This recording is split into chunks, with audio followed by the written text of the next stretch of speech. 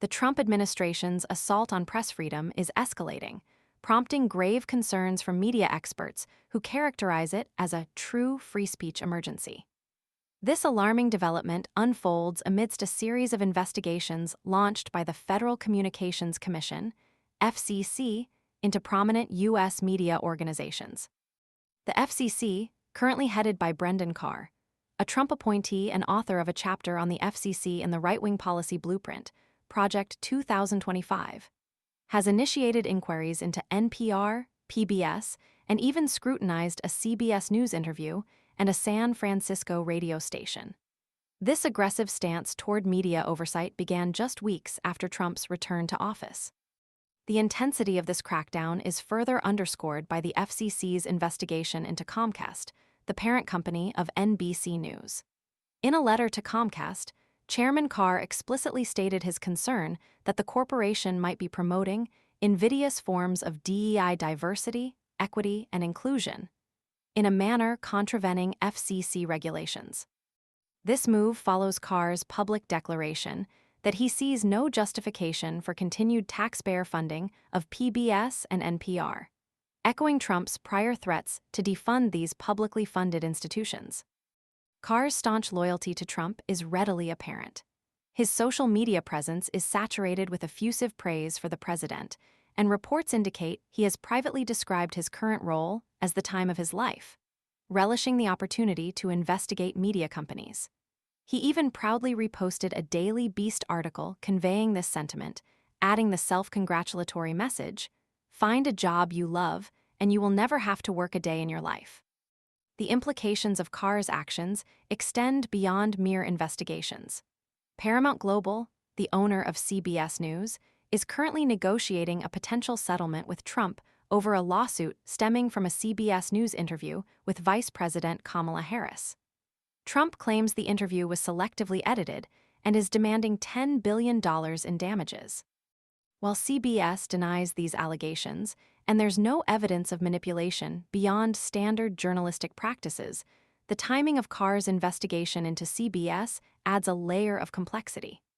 Paramount's planned merger with Skydance Media requires FCC approval, a process now overseen by Carr, creating a significant potential conflict of interest.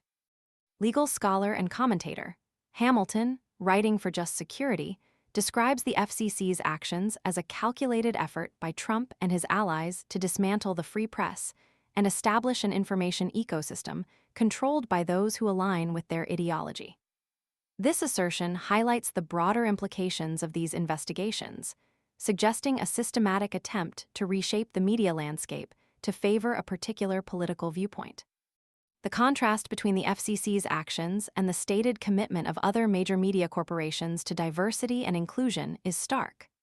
Fox Corp's 2023 shareholder report, for example, explicitly outlines its efforts to foster diversity among its board members, encompassing a range of backgrounds, expertise, perspectives, age, gender, and ethnicity. This commitment stands in sharp contrast to the FCC's actions under Carr's leadership, further emphasizing the potential chilling effect on media freedom and the potential for biased enforcement of regulations. The overarching narrative is one of a concerted, alarming attempt to suppress dissenting voices and manipulate the flow of information to favor a specific political agenda, raising profound concerns about the future of a free and independent press in the United States. The sheer scale and intensity of these investigations, coupled with Carr's overt political alignment and his enthusiastic pursuit of these probes, paint a deeply troubling picture of the state of media freedom under the current administration. The potential for undue influence and the chilling effect on investigative journalism are palpable, suggesting a systematic erosion of fundamental democratic principles. The actions are not only concerning for the targeted media organizations, but also for the broader public, which relies on a free and diverse press to hold power accountable and ensure informed participation in a democratic society. The long-term consequences of this unprecedented assault on media independence remain to be seen, but the implications are undeniably profound and deeply disturbing for the future of American democracy.